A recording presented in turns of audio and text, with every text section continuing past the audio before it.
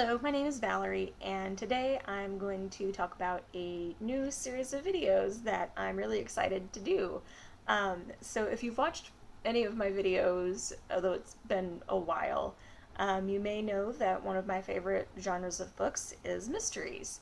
And I'm surprised by how little I see videos about mystery books on YouTube.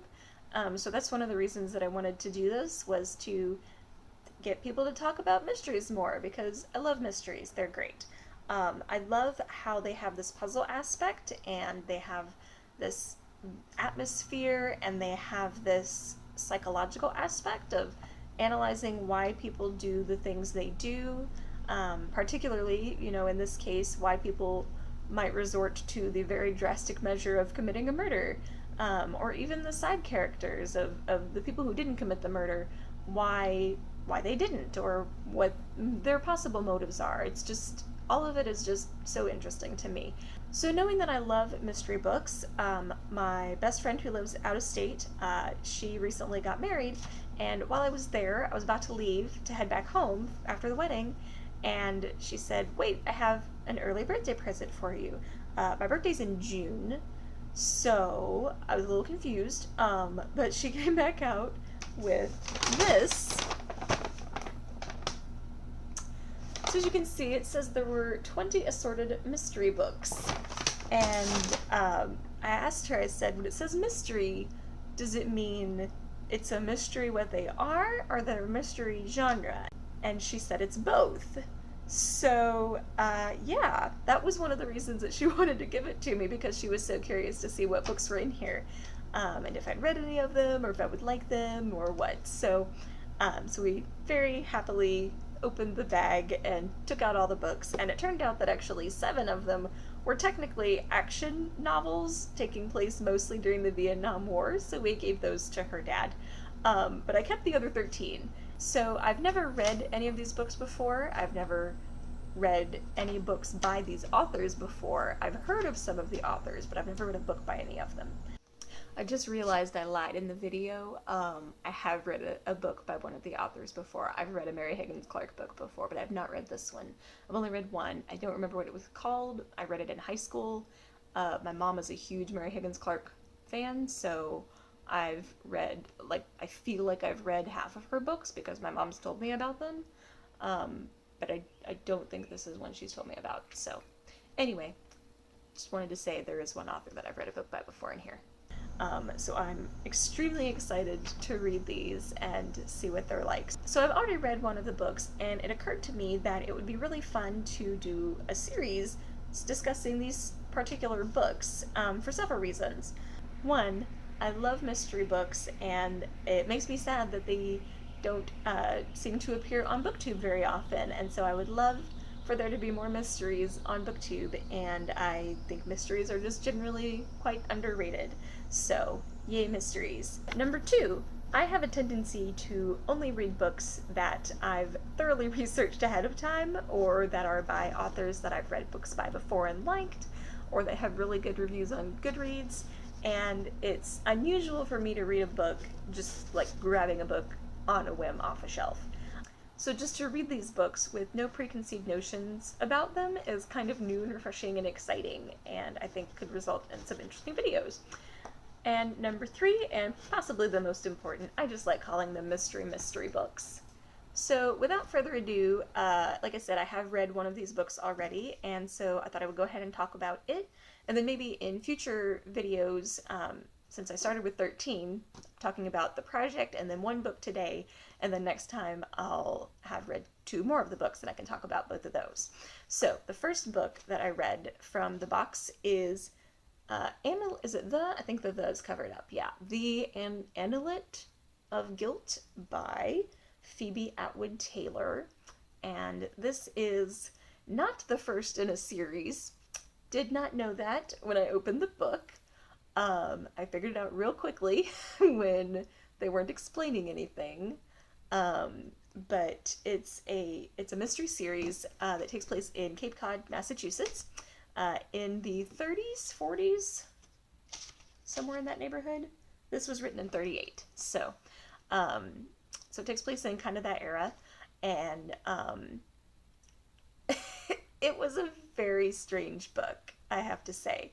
Like, if this is any indication of what I'm getting myself into with these books, this is going to be really interesting.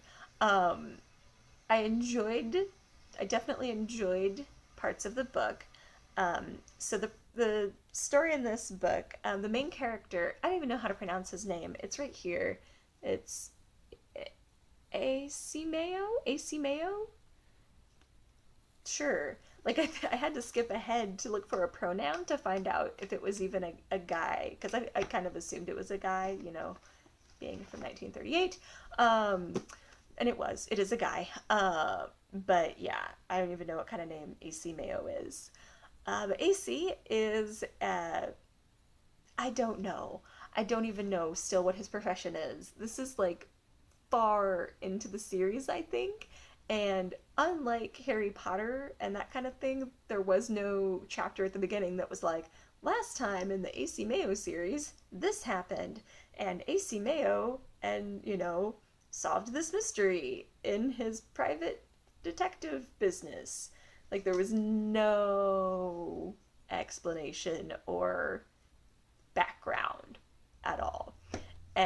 So that made it a little difficult to get going. And the first, like, two chapters, I was like, I don't know if this is going to happen. But it did. I got the hang of it. I got the gist of it. I think AC Mayo might be some kind of private detective or, like, person that consults with the police or something. Either way, it sounds like he solves lots of mysteries, and this was no exception.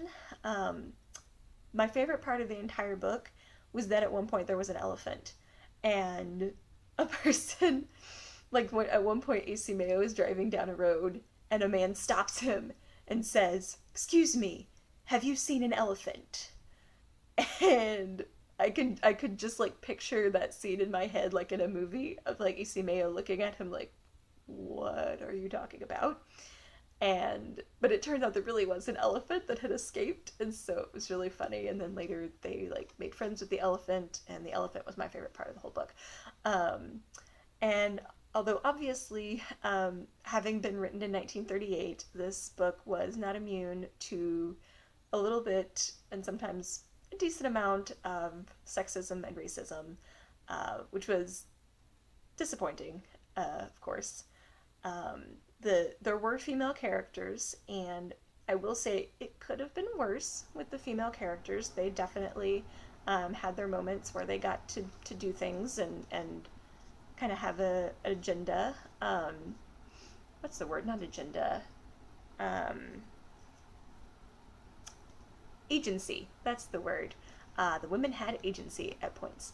But there was still a bit of, oh, like, sweet little woman, or even strong little woman, I'll take care of this, which was unfortunate.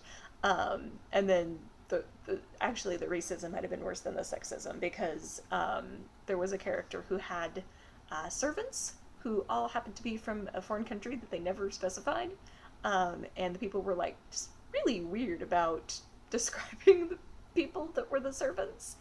Like, it was just really awkward the whole time, whenever they would mention these servants. So that happened. Don't think I will read another book by this author. But, this is an experiment, to see which of these authors I like and don't like. And I discovered one that I didn't particularly care for. Like I said, there were definitely fun moments in it, like the elephant and some other things. But I don't think it's a series that I would want to continue with.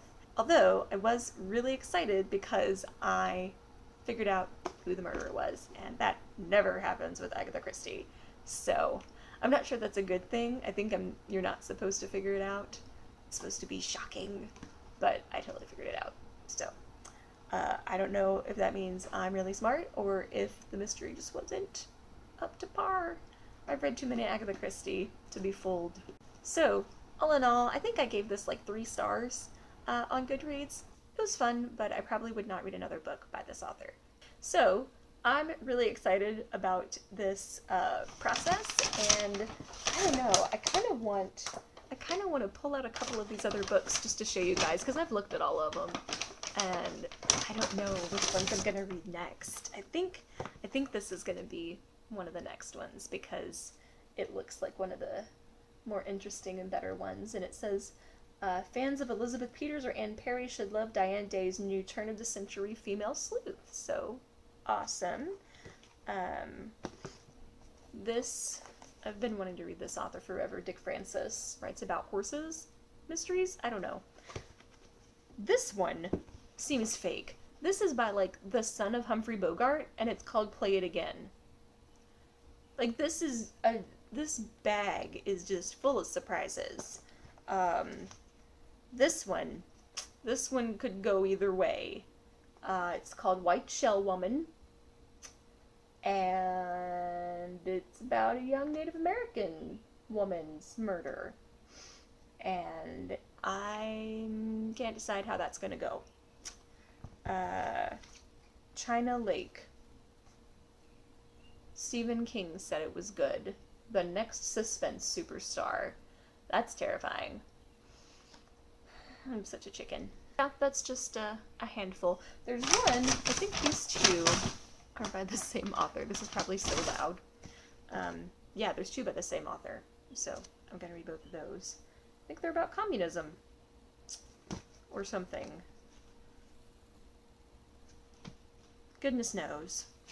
Goodness knows who these, like, what some of these are. But it's gonna be fun. It's gonna be a fun journey. And we're gonna learn some good and some bad murder mystery authors. So, look forward to that. And I will see you guys next time. Have a great day.